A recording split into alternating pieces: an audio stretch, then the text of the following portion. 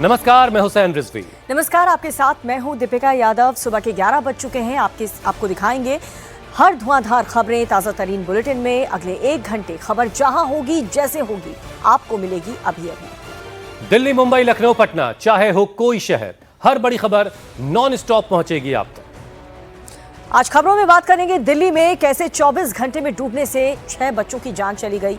यमुना में नहाने गए 4 बच्चे अभी तक लापता हैं, तो कहीं पर गड्ढे में बारिश का पानी भरा होने से उसमें डूबकर 2 सगे भाइयों की मौत हो गई। उधर मुंबई में 7 साल की एक बच्ची से सोसाइटी के वॉचमैन ने रेप किया। मुजफ्फरनगर में भीड़ कैसे एक प्रेमी जोड़े पर टूट पड़ी। उपचुनाव की जंग में आज एमपी के दतिया और बिहार के बांकीपुर में पर्चे दाखिल करने का दिन है। राम मंदिर चढ़ावा चोरी पर आज सुप्रीम कोर्ट में सुनवाई होनी है। क्या इसकी जांच सीबीआई को सौंपी जाएगी? वहीं अमेरिका और ईरान में बारूदी जंग के बाद तेल और गैस की कीमतों में फिर से आग लग गई है। दिल्ली में 1 घंटे के भीतर 2 बड़े हादसे हुए हैं, जिसमें अलीपुर के इलाके में 2 बच्चे गड्ढे में गिर गए और दोनों की मौत हो गई, जबकि अलीपुर के ही हिणकी गांव में 4 बच्चे नहाने के दौरान यमुना में डूब जाते हैं। चारों का कोई भी सुराग अभी तक नहीं मिल पाया है। दोनों हादसे अलीपुर में हुए हैं। अलीपुर में 3 लड़के खेल रहे थे, तभी वहां एक गड्ढा था, वहां पर 8 से 10 फीट गहरा गड्ढा, इसमें गिर गए। आसपास के लोगों ने दोनों को निकालने की कोशिश की, फिर निकाला बाहर और अस्पताल तक पहुंचाया, लेकिन दोनों की उस वक्त तक मौत हो गई थी। दूसरी तरफ यमुना की उफनती धारा 4 बच्चों को लील गई। इन चारों की उम्र 15 से 16 साल के बीच है। चारों दोस्त हैं। चारों की तलाश अभी रेस्क्यू टीमें कर रही हैं।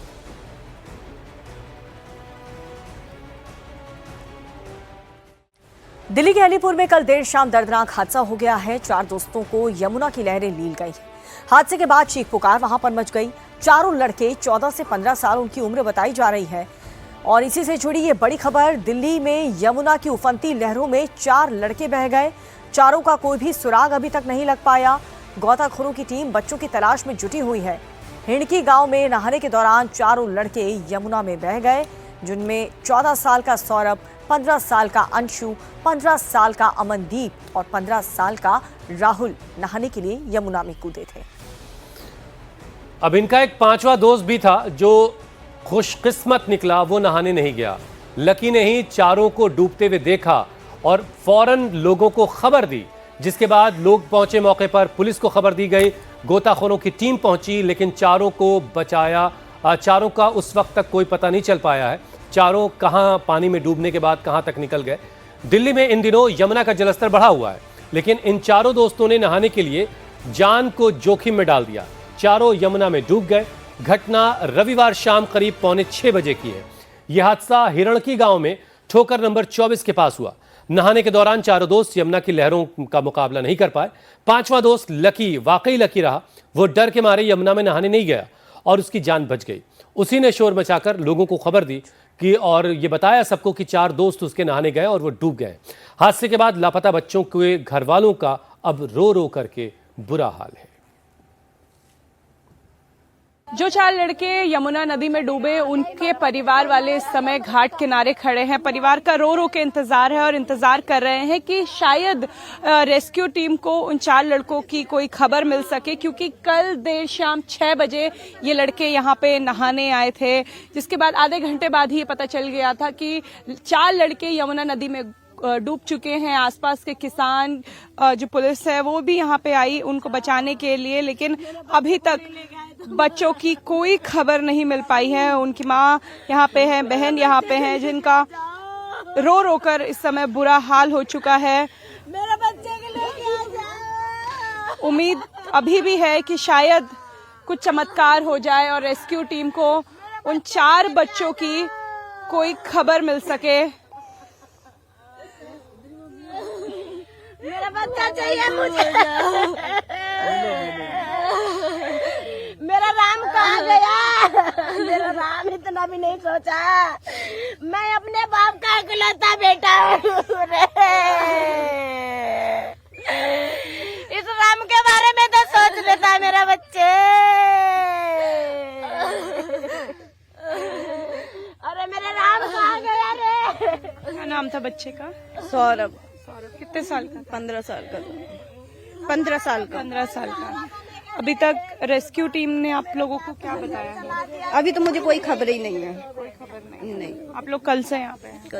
कल से नहीं, मतलब शाम को पुलिस वालों ने भेज दिया, फिर सवेरे हम लोग फिर सवेरे आए 5 बजे, तो 5 बजे से यही हूँ। सौरभ, अंशु, अमनदीप, राहुल और लकी, ये पांचों दोस्त यमुना के पास गए। इनमें से सिर्फ लकी ने ही नहाने से मना कर दिया था और वो लकी ही साबित हुआ, वो बच गया। उसके सामने चारों दोस्त सौरभ, अंशु, अमनदीप और राहुल यमुना की लहरों में समा गए। लकी ने हमारी सहयोगी अनामिका को क्या क्या बताया, आप भी सुनिए।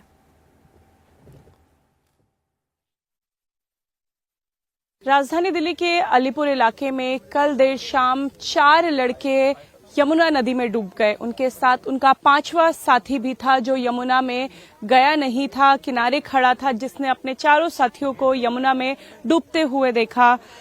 14 साल का ये बच्चा है। कल क्या हुआ था अगर बता सको, क्योंकि ये तो बहुत अलग इलाका है। आप लोग यहाँ आए कैसे थे? वो ना, हम टी पॉइंट जाना था हमें। कौन, कितने लोग थे? 5। एक था सौरभ, अंशु, अमनदीप, राहुल और मैं लकी। तो वो आए और सौरभ ने बोला यमुना चलते हैं, तो अंशु ने बोला नहा भी लेते हैं। मैंने मना करा, बहुत बार मना करा, भाव बहुत तेज है मत नहाओ, पर वो नहीं माने और फिर वो चले गए। और एकदम से ना, मैंने बोला था मैं गीला नहीं होऊंगा, मुझे 6 बजे ट्यूशन भी जाना है, तो उनने मेरा ये टी शर्ट खींची तो बटन खुल गए मेरे, तो और पानी भी कर दिया था, गीला कर दिया था थोड़ा सा। तो मैं बटन लगा रहा था अपने, और ना उनने चैन बनाई और ऐसे पत्थर पकड़ रखा था। पत्थर या तो फिसल गया है या तो उनका हाथ फिसल गया है और वो भाव में चले गए। चारों लड़के? हाँ, एक साथ चैन बना रखी थी ना उनने हाथ से, एक का हाथ छूटा और वो भाव में चले गए एकदम। उस समय यहाँ कोई मौजूद था? हाँ, 3 अंकल थे, पर वो बहुत देर में आए थे। मैंने बहुत आवाज लगाई थी, वो बहुत दूर थे ना, इसलिए बहुत देर में आए थे वो। तो अंशु था ना, तो अंशु डूब रहा था, तो अंकल आए जब तक वो डूब गया था। कितना समय लगा लोगों को यहाँ पहुँचने में? 10-15 मिनट होगा। 10-15 मिनट में चारों डूब चुके। हाँ।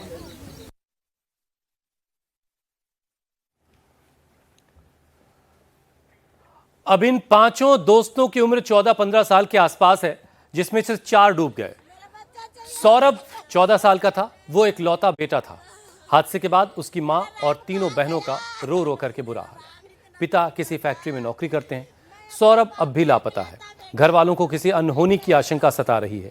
उसके पिता ने क्या बताया, सुनिए। एक ही बेटा था मेरा, 3 बेटी थी। सबसे बड़ी बेटी वो रहेगी, ये बीच वाली है, ये छोटी है। इससे ऊपर वो लड़का था 15 साल का। 15 साल? हाँ। कौन सी क्लास में पढ़ता था? वो 10वीं में था। आपको कोई जानकारी थी कि बच्चे इधर की तरफ आ रहे हैं? नहीं, घर से मैं अपने कैफे पे काम कर रहा था और वहाँ मेरे पास उस बच्चे का फोन आया, जहाँ बच्चे एक दूसरे के साथ उठते बैठते हैं, पढ़ते लिखे, एक ही क्लास में रहते थे। तो उसने पूछा सौरभ अंकल कहाँ है? मैंने बेटा घर पे होगा। मेरे पास दोनों फोन थे, इसकी मम्मी का भी मेरे पास फोन रखा हुआ था, तो इसलिए घर पे हम जानकारी नहीं बता सके, पूछे नहीं।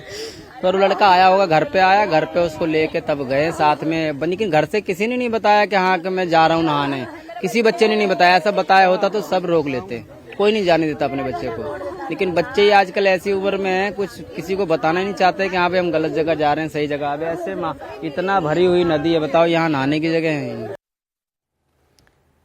और अनामिका इस वक्त खुद हमारे साथ जुड़ चुकी है। अनामिका, काश लकी के दोस्तों ने लकी की बात मान ली होती तो आज चारों भी जिंदा होते। बहरहाल प्रशासन की तरफ से आपने वहां पर क्या व्यवस्था देखी? क्या वहां पर ऐसा कुछ बोर्ड लगाया गया ताकि दोबारा कोई बच्चा वहां पर नहाने ना जा सके जब तक यमुना उफान पर है?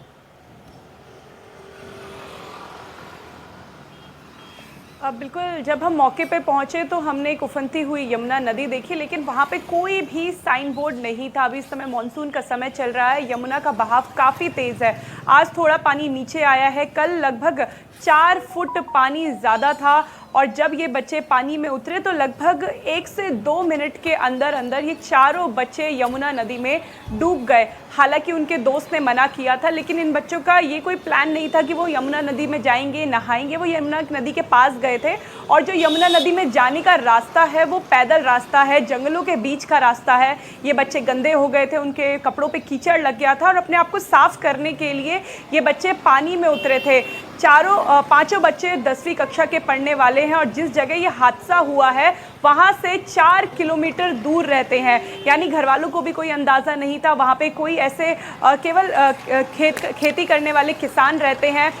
पुश्ता नंबर 24, ठोकर नंबर 24 पे यह हादसा हुआ है। बहुत ही अनामिका दर्दनाक हादसा। एक साथ 4 परिवार एक तरीके से उजड़ गए, 4 घरों के चिराग इस वक्त बुझ गए और ये वाकई दर्दनाक खबर है। शुक्रिया अनामिका हमारे साथ जुड़ने के लिए।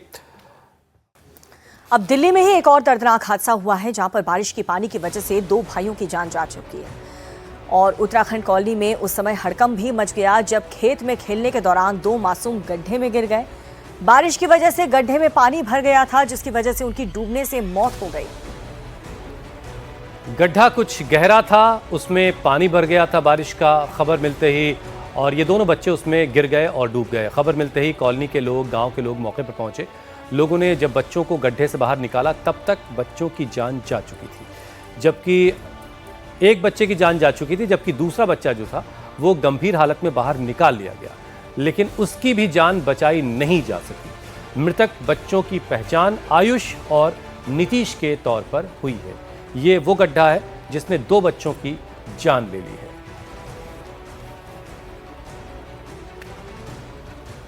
और अगली बड़ी खबर मायानगरी मुंबई से है, जहां से शर्मसार करने वाली घटना सामने आई। मुंबई के पायधुनी इलाके में एक 7 साल की मासूम बच्ची के साथ दुष्कर्म हुआ। बच्ची के साथ दरिंदगी का आरोप बिल्डिंग के वॉचमैन पर लगा है। आरोपी वॉचमैन ने बाथरूम में बच्ची के साथ हैवानियत की। पुलिस ने आरोपी सिक्योरिटी गार्ड को गिरफ्तार कर लिया है। उसके खिलाफ पॉक्सो एक्ट के तहत मामला दर्ज किया गया है। अब दुष्कर्म की घटना के बाद से पीड़िता को अस्पताल में भर्ती करवाया गया है। मासूम के साथ दरिंदगी के बाद आसपास के लोगों में जबरदस्त गुस्सा है। अब बताया जा रहा है कि बच्ची वॉशरूम गई थी और तभी आरोपी सिक्योरिटी गार्ड भी उसके पीछे उसका पीछा करते हुए वॉशरूम के अंदर चला गया और इस वारदात को अंजाम दिया।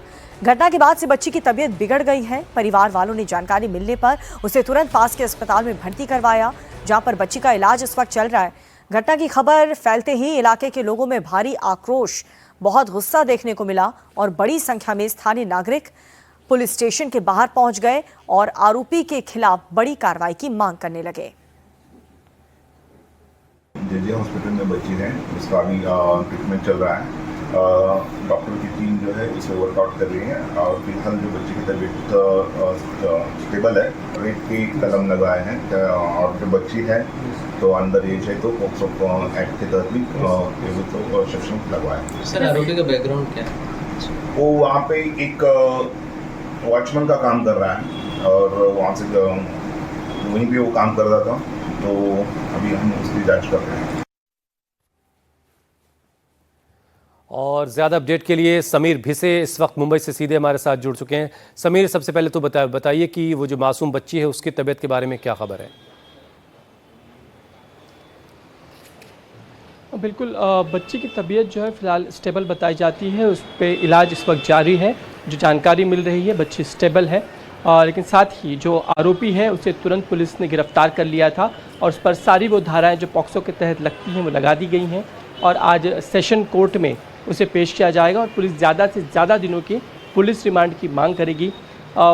यहीं पायधुनी का जो इलाका है वहीं पर एक दाना बंदर जो इलाका है वहीं पर ये इमारत थी है और इस बच्ची जो वॉशरूम के लिए गई थी उसी वक्त ये वॉचमैन उसके पीछे पहुंचा। जो दुष्कर्म इसने किया उससे जाहिर है इंसानियत और जो भरोसा है एक दूसरे पर का वो बिल्कुल तार तार हुआ है, वो बदरंग चेहरा सामने आया है और उसको लेकर नागरिकों में खासकर जो स्थानीय थे उनमें काफ़ी रोष था। कल यहाँ पर लोगों ने काफ़ी भीड़ लगाई थी और मांग कर रहे थे कड़ी से कड़ी सज़ा इस आरोपी को, उस व्यक्ति को दी जाए जिसने इस तरह का कुकर्म किया हुआ है। उसके बाद पुलिस ने जो अगली कार्रवाई थी वो कार्रवाई की, उसे अरेस्ट किया और भरोसा दिलाया लोगों को कि सारी की सारी जो धाराएं लग सकती हैं, ज़्यादा से ज़्यादा वो सारी धाराएं लगाई जाएंगी और आज कोर्ट में, सेशन कोर्ट में आरोपी को पेश किया जाएगा। बिल्कुल समीर, इस तरह की घटनाएं बताती हैं कि हमारे इस समाज में दो पैरों के दरिंदे किस तरह से खुलेआम घूम रहे हैं और ऐसे लोगों को कड़ी से कड़ी सज़ा मिलनी ही चाहिए। बहुत शुक्रिया समीर हमारे साथ जुड़ने के लिए। अब खबर है आपके अपने शहर मुजफ्फरनगर से। हम आपको बता रहे हैं जहां पर बेहद शर्मनाक तस्वीरें सामने आई। यहां पर कुछ लोगों ने एक युवक और युवती को बीच बाजार में बेइज्जत किया, मारपीट की, छेड़छाड़ की और इसी से जुड़ी ये बड़ी खबर है यूपी के मुजफ्फरनगर से, जहां पर सनकी युवक ने तांडव मचाया। युवक और युवती को बीच बाजार में बुरी तरह से पीट दिया गया। युवती दोस्त को बचाती रही, भीड़ के आगे गुहार लगाती रही, लेकिन भीड़ में शामिल दबंग लड़की और उसके दोस्त को पीटते रहे। भीड़ का कहना यह था कि लड़की हिंदू और उसका दोस्त मुस्लिम, इसी वजह से भीड़ ने दोनों को लात और घूंसों से पीटा।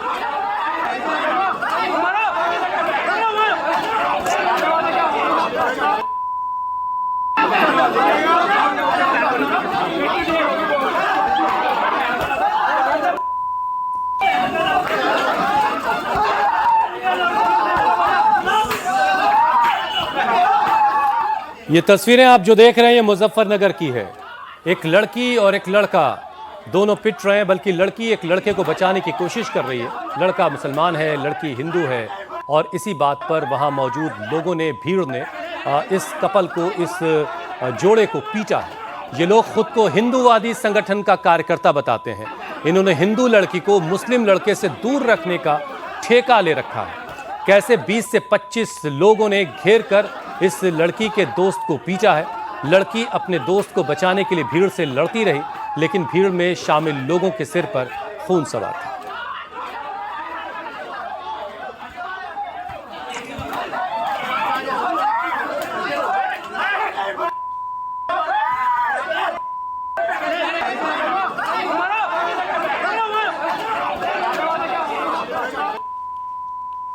अब सनकी भीड़ जब युवक को पीट रही थी तब लड़की अपने दोस्त को बचा रही थी।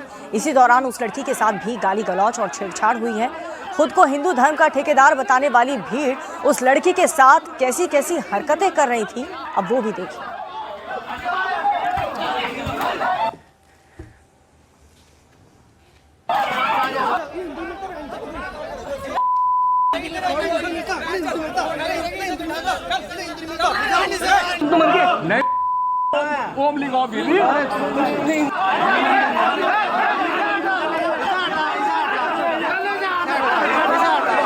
लड़की के हिंदू होने पर धिक्कार किया जा रहा है, लड़की के साथ धक्का मुक्की की जा रही है, उसके साथ बदतमीजी की जा रही है और उसके मुस्लिम दोस्त को पीटा जा रहा है, बेरहमी से पीटा जा रहा है।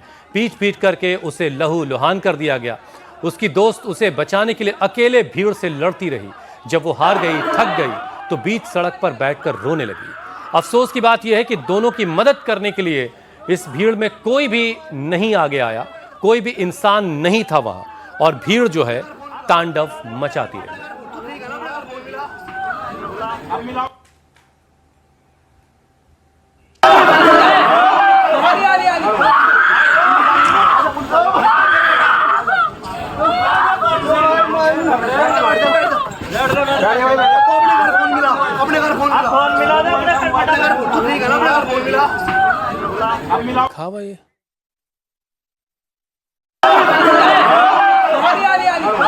एक लेटेस्ट अपडेट आपको इस खबर में दे दें।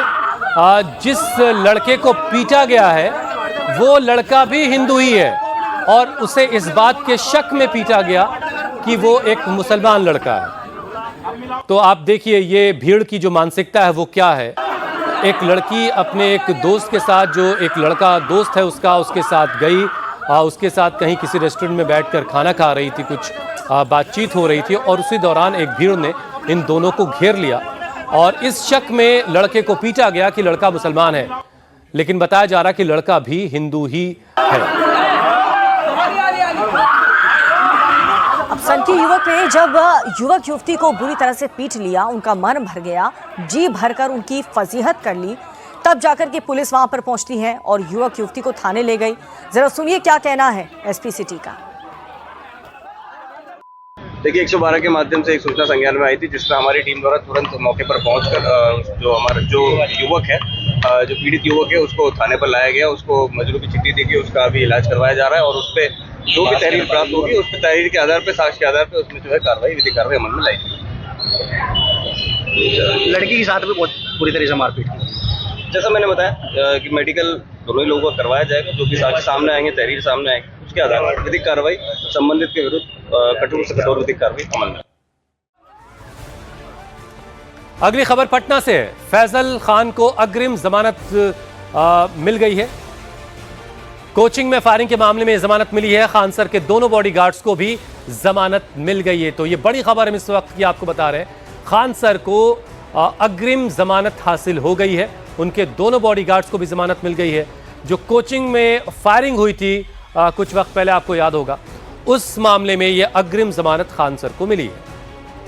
तो खान सर के लिए ये बहुत बड़ी राहत, और उनके जो समर्थक हैं वो लगातार यही मांग कर रहे थे कि खान सर निर्दोष हैं, और खान सर भी काफ़ी ज़्यादा कॉन्फिडेंट थे कि जांच पूरी हो जाने दीजिए, वो दोषी नहीं है, जो भी सच है वो सामने आ जाएगा। और फिलहाल ये बड़ी राहत खान सर को और साथ ही उनके दोनों बॉडीगार्ड्स को जमानत मिल चुकी है। तो बड़ी खबर इस वक्त की हम आपको बता रहे हैं। दो कोचिंग के को लेकर के आपस में कुछ विवाद हुआ था, जिसके बाद आपको याद होगा फायरिंग हुई थी और इसमें एक दूसरी कोचिंग के जो डायरेक्टर हैं उनकी गिरफ्तारी भी हुई थी। और अब खबर ये आ रही कि खान सर को उसी मामले में अग्रिम जमानत मिल गई है। उनके दोनों बॉडीगार्ड्स को भी जमानत मिल गई है। ये एक राहत भरी खबर खान सर के लिए। और अभी इस वक्त की बड़ी खबर, राम मंदिर चढ़ावा चोरी में थोड़ी देर में सुप्रीम कोर्ट में सुनवाई शुरू हो जाएगी। आज सुप्रीम कोर्ट में चीफ जस्टिस सूर्यकांत की अध्यक्षता वाली 3 जजों की खंडपीठ इस पूरे मामले की सुनवाई करेगी। सुप्रीम कोर्ट में चढ़ावा चोरी से जुड़ी 4 याचिकाएं दायर की गई हैं और सभी याचिकाओं की एक ही साथ सुनवाई होने वाली है। इनमें 2 याचिकाओं में सीबीआई जांच की मांग की गई है। एक याचिका आरजेडी के सांसद सुधाकर सिंह की तरफ से लगाई गई है, और तो हिंदू धर्म परिषद ने भी एक याचिका सुप्रीम कोर्ट में लगाई है। इसमें सीबीआई से जांच करवाने की मांग की गई है और जो वित्तीय लेन देन है उसका ऑडिट करवाने की मांग की गई है। इस बीच राम मंदिर में चढ़ावा चोरी की जांच कर रही एसआईटी आज एक बार फिर से अयोध्या जा रही है। एसआईटी को 15 जुलाई तक अपनी फाइनल रिपोर्ट यूपी सरकार को सौंपनी है। इस जांच रिपोर्ट में चढ़ावा चोरी रोकने के लिए एआई के जरिए निगरानी का सुझाव भी शामिल किया जा सकता है। अब सुप्रीम कोर्ट में 4 कौन सी याचिकाएं दायर की गई हैं वो भी हम आपको बता दें, जिसमें एक याचिका तो यह है कि एडवोकेट अजय कुमार राय और दिनेश कुमार यादव ने दायर की, जिसमें सीबीआई की अगुवाई में एसआईटी जांच की मांग की है। रिकॉर्ड सुरक्षित रखने और ट्रस्ट की अनियमितताओं की जांच की मांग की गई। दूसरी याचिका एडवोकेट अनूप अवस्थी ने दायर की है, जिसमें कोर्ट की निगरानी में सीबीआई जांच की मांग के साथ आरजेडी सांसद सुधाकर सिंह ने अपनी याचिका में ट्रस्ट के फाइनेंस का ऑडिट 2020 से अब तक पूर्ण दान विवरण पेश करने और कोर्ट की निगरानी में सीबीआई जांच कराने की मांग की है। एडवोकेट नरेंद्र कुमार गोस्वामी ने फॉरेंसिक ऑडिट, सीसीटीवी रिकॉर्ड्स को सुरक्षित रखने, ट्रांसपेरेंसी फ्रेमवर्क और ये सारी चीजों की जांच करवाने वाली मांग की याचिका सुप्रीम कोर्ट में लगाई है। और अब से कुछ देर में सुप्रीम कोर्ट की जो 3 जजों की बेंच है, जिसमें खुद सीजीआई शामिल है, वो इसकी सुनवाई करेंगे।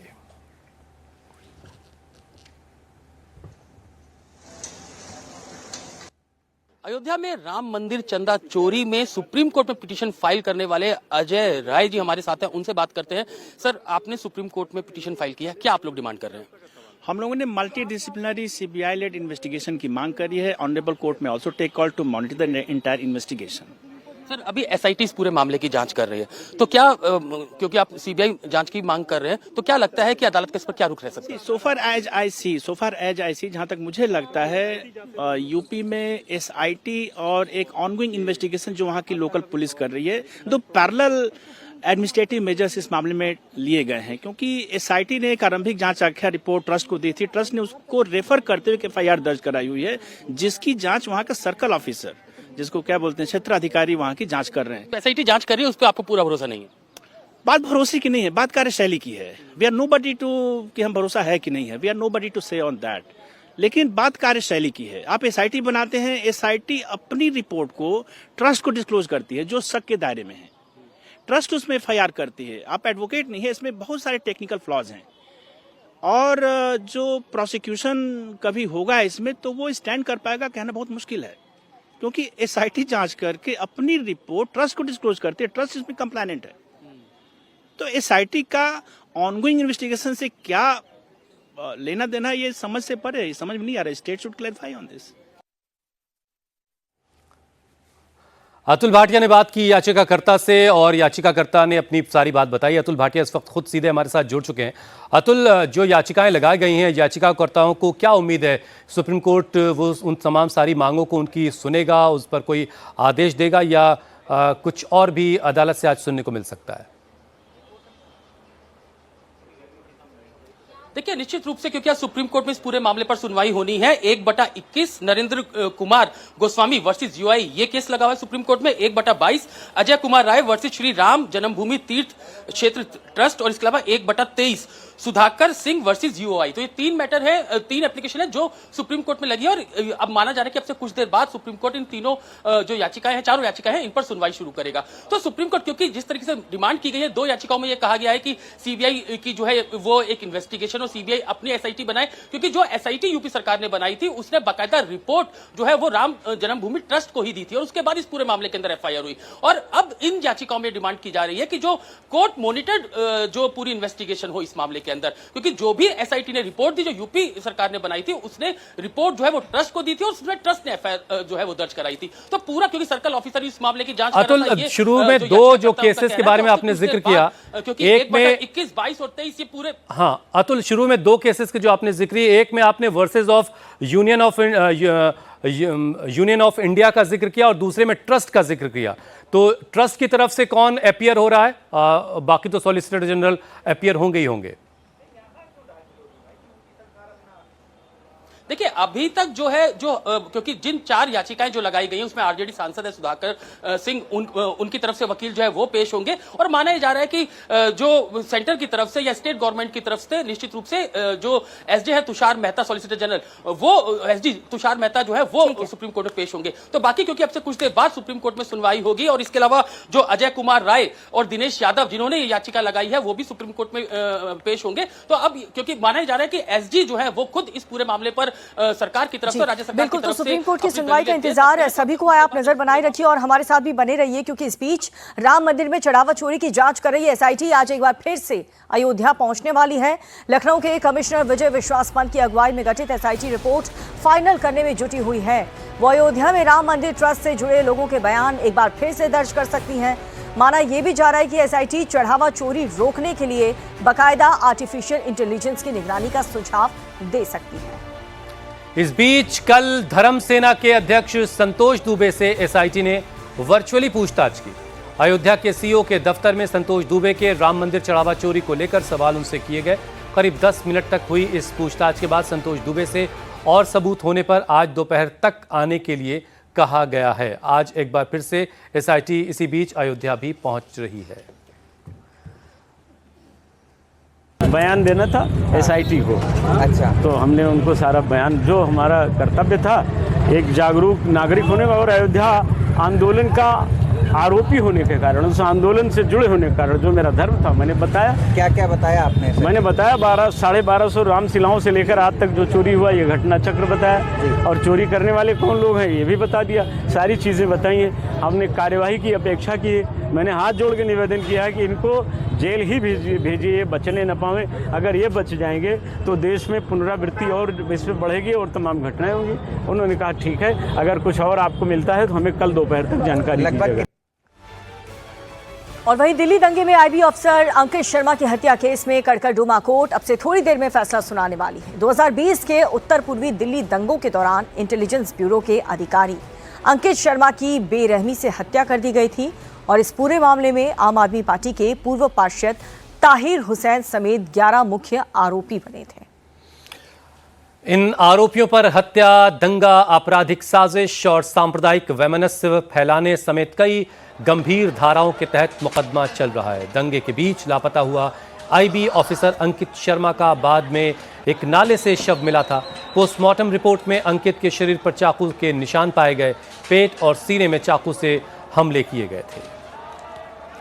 अंकित शर्मा आईबी में सुरक्षा सहायक के पद पर तैनात थे। दिल्ली दंगों के वक्त अंकित शर्मा इलाके में शांति स्थापित करने की कोशिश में थे, तभी अचानक भीड़ ने अंकित पर हमला कर दिया। आम आदमी पार्टी के पूर्व पार्षद ताहिर हुसैन पर हत्या की साजिश रचने और दंगाइयों को उकसाने का आरोप है।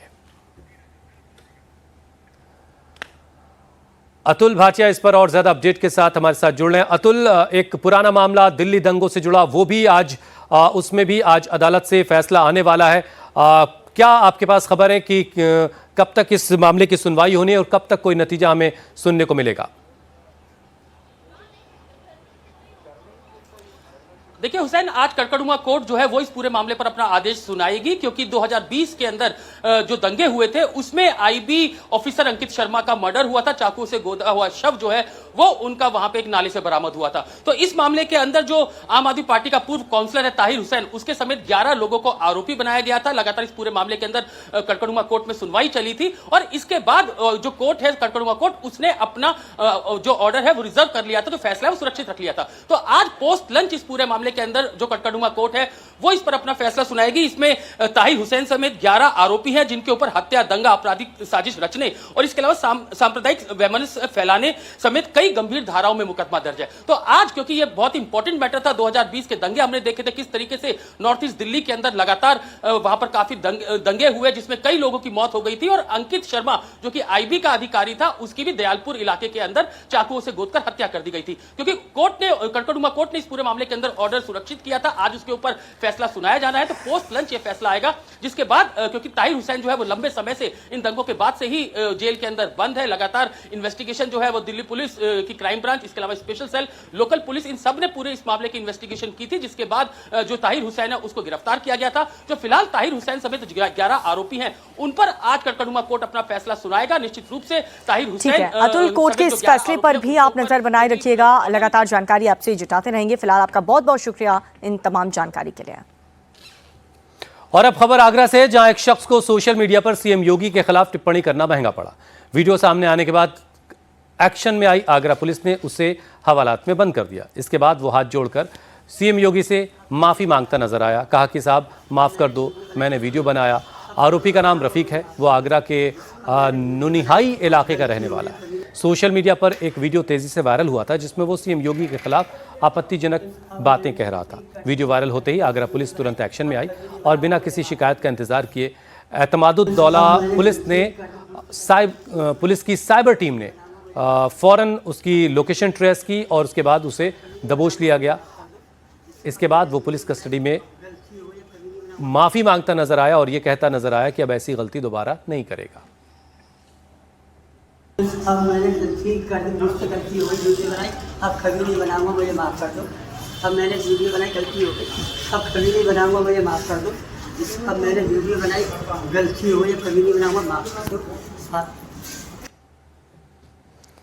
अब आरोपी ने हाथ जोड़कर सीएम योगी आदित्यनाथ से माफी मांगी है। इस पर अखिलेश यादव ने टिप्पणी की। अखिलेश ने एक्स पर लिखा है कि बहुत बुरी लग गई जब बात खुद पर आई, पर जब औरों पर कही तो ना हुई कार्रवाई। काश उनके साथ भी ऐसा ही होता जो विपक्ष पर आपत्तिजनक टिप्पणी करते हैं और सरासर झूठे आरोप लगाते हैं। पक्षपात अन्याय का ही एक रूप है।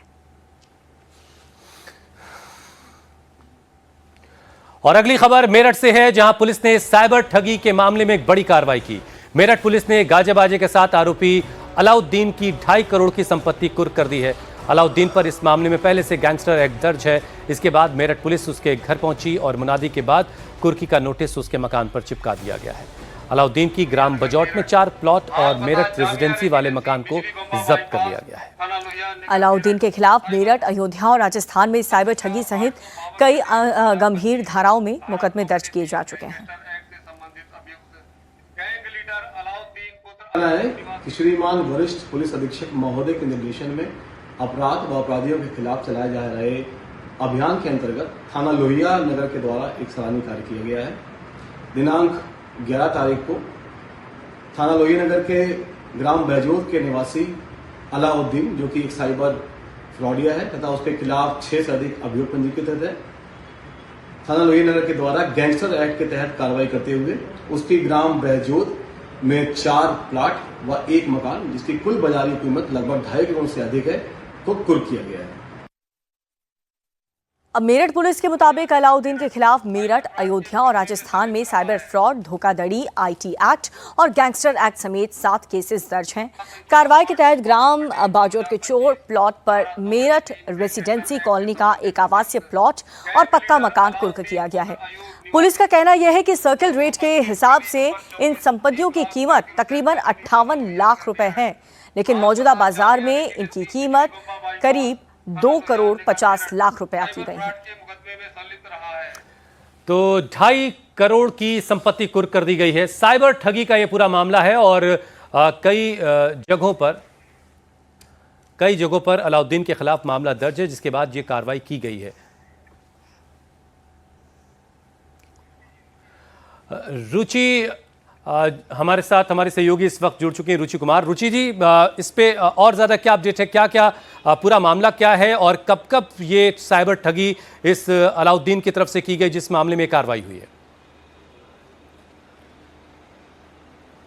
देखिए, अलाउद्दीन पूरा गैंग चलाता था और वो क्या करते थे कि लोगों को फ़ोन करते थे और कहते थे कि आपका या तो एटीएम कार्ड ब्लॉक हो गया या आपकी केवाईसी नहीं हुई है, ओटीपी आया है, फ़ोन पे ओटीपी बता दीजिए। ओटीपी जैसे ही बताते थे बैंक अकाउंट खाली हो जाता था। अब जो ये ठगी का पैसा था, ये जनधन अकाउंट खुलवाते थे लोगों का, ऐसे गरीब लोगों का जिनको कुछ समझ में नहीं आता था, उन अकाउंट में ये पैसा ट्रांसफ़र कर देते थे और उसके बाद ये निकाल देते थे। ये काफ़ी दिनों से चल रहा था। अलाउद्दीन बीच में दुबई भी था, वहाँ से भी ये सब काम करता था। तो पुलिस ने इस गैंग मेंबर, इनके जो गैंग है, अलाउद्दीन को भी गिरफ्तार किया और भी गैंग मेंबर्स को गिरफ्तार किया है। तो इस तरह से ये ठगी का पैसा है और उस ठगी के पैसे से ये संपत्ति खड़ी की गई है। तो लिहाजा गैंगस्टर एक्ट लगा है और इसकी कुर्की हुई है। पुलिस का कहना है कि कुछ गैंग मेंबर्स अभी भी बाहर हैं जो ठगी का काम कर रहे हैं, जिनको जल्दी से जल्दी पकड़ लिया जाएगा। हुसैन, बहुत शुक्रिया रुचि इस पूरे अपडेट के लिए। तो अलाउद्दीन की 2.5 करोड़ की संपत्ति कुर्क कर ली गई है। और अब खबर मिडिल ईस्ट से छिड़ी जंग की आपको बताएं, जो कि दिन ब दिन और काफ़ी ज़्यादा तेज़ होती जा रही है, भयानक होती जा रही है। अमेरिका लगातार ईरान पर ताबड़तोड़ अटैक कर रहा है। अमेरिकी सेना ईरान पर कहर बनकर टूट रही है। अमेरिका ने ईरान के 140 ठिकानों पर अटैक किया है और ये हमला हुंदाब, बंदर अब्बास, चाबहार समेत दर्जन भर के ज़्यादा शहरों को टारगेट करके अमेरिका ने किया है। सेंट्रल ईरान के खुंदाब में अराक परमाणु रिएक्टर है, जहां पर धमाका किया गया, जहां पर हमला किया गया। ये एक न्यूक्लियर पावर स्टेशन है। खुजेस्तान प्रांत के मशहर में भी पेट्रोकेमिकल प्लांट पर हमले की खबर है। अमेरिका ने स्ट्रेट ऑफ हॉर्मुज में ईरान की नेवी के मेन पोर्ट और नेवल हेडक्वार्टर पर भी हमला किया, जहां से ईरानी नेवी हॉर्मुज को कंट्रोल करती है। इसके साथ ही अमेरिका ने कुवैत में अपने बेस से ईरान पर घातक मिसाइलों से हमला किया है। अमेरिका ने दक्षिणी ईरान को निशाना बनाकर यह हमले ज्यादा किए हैं।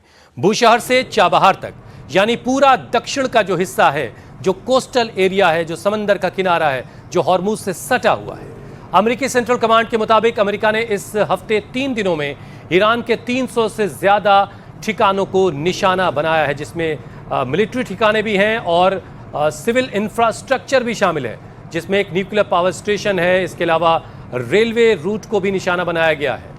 अब ताबड़तोड़ हमले के बाद से ईरान ने भी अमेरिका पर भीषण पलटवार किया है। ईरान ने कुवैत, बहरीन और जॉर्डन पर बड़ा हमला किया। ईरानी सेना ने इन तीनों देशों में अमेरिकी बेस को टारगेट करके लगातार मिसाइलें दागी हैं। कुवैत में ईरान ने 2 अमेरिकी बेस को टारगेट किया, जबकि जॉर्डन को लेकर के ईरान का दावा यह है कि उसने वहां पर अमेरिका का कमांड एंड कंट्रोल सेंटर को पूरी तरह से तबाह कर दिया है। अमेरिकी हमले से बौखलाए ईरान ने मिडिल ईस्ट के देशों पर कहर बरपा रहा है। ईरान के टारगेट पर वो तमाम देश हैं जहां अमेरिका के सैन्य अड्डे हैं। बहरीन के साथ ही ईरान ने कुवैत में भी ताबड़तोड़ हमले किए हैं, कतर में हमले किए हैं, जॉर्डन में हमले किए हैं, ओमान में हमले किए हैं। मतलब वो तमाम देश जहां से इस वक्त अमेरिका ऑपरेट कर रहा है, जहां से अमेरिका ईरान को निशाना बना रहा है, उन तमाम जगहों को ईरान भी निशाने पर ले रहा है।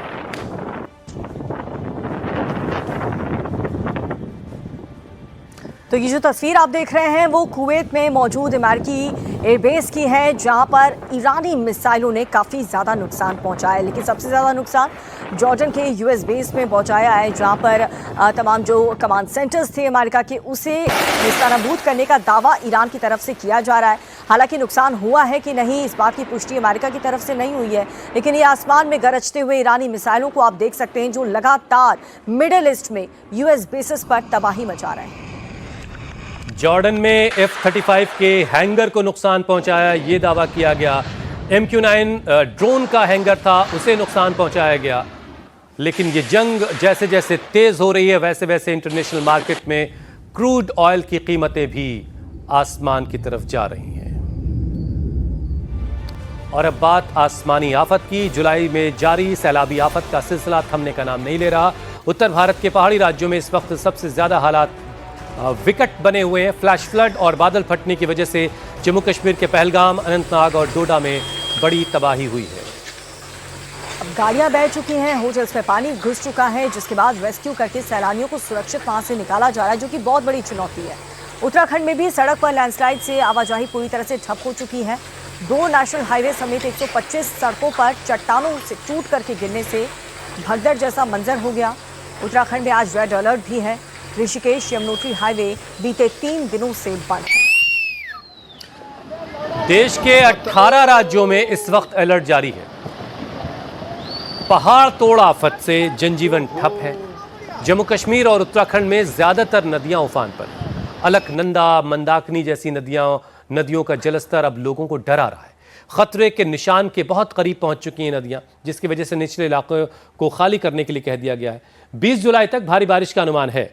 मौसम विभाग ने पहाड़ी इलाकों में लोगों से खासतौर से सतर्क रहने की अपील की है। जरूरत न हो तो लोगों से कहा गया कि भाई आप घर में ही रहिए।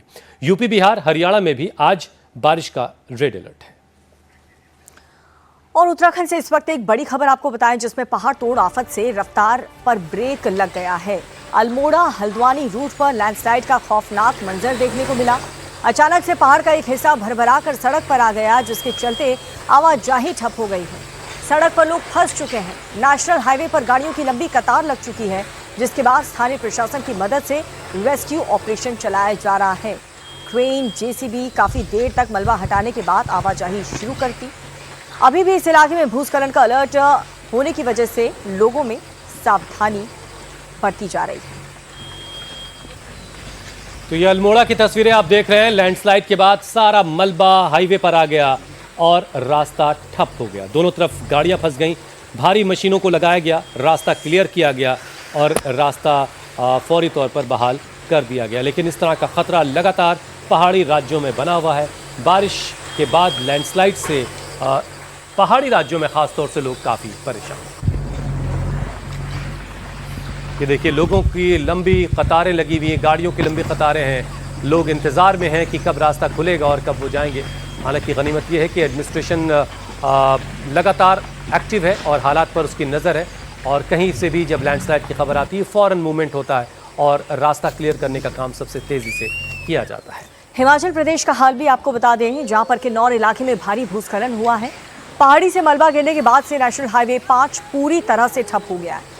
इस भयानक भूस्खलन के बीच सबसे बड़ी राहत की बात यह रही कि घटना के वक्त वहां से कोई गुजर नहीं रहा था, वरना वो इसकी चपेट में आता तो उसका क्या हश्र होता, आप इस चट्टानों को देख करके समझ सकते हैं। किसी न किसी तरह के जानमाल का नुकसान अभी फिलहाल नहीं हुआ है। एक बड़ा हादसा होने से बाल बच गया। प्रशासन की टीम हाईवे को खोलने के काम में जुटी हुई है।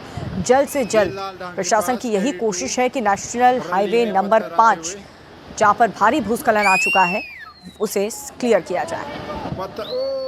देहरादून में भी आसमानी आफत ने लोगों को परेशान कर रखा है। बारिश के बाद लैंडस्लाइड के वजह से 300 मेगावाट का एक पावर प्रोजेक्ट का एक बड़ा हिस्सा तहस नहस हो गया। ये पावर प्रोजेक्ट अब भी निर्माणाधीन है, अंडर कंस्ट्रक्शन। और इस बीच पहाड़ों से आए मलबे और सैलाब की वजह से स्पॉट पर जो गाड़ियां तमाम खड़ी थी वो खिलौने की तरह बहती चली गईं। जेसीबी मशीन, हैवी डंपर्स, भारी भरकम ट्रक्स, ये सारी चीजें मलबे के नीचे दब गईं या मलबे के साथ बहती हुई चली गई। ये आप देखिए, जेसीबी मशीनें हैं, बड़ी बड़ी मशीनें जो वहां पर पावर प्रोजेक्ट के काम में लगी हुई थी, वो सब मलबे के नीचे दब चुकी हैं।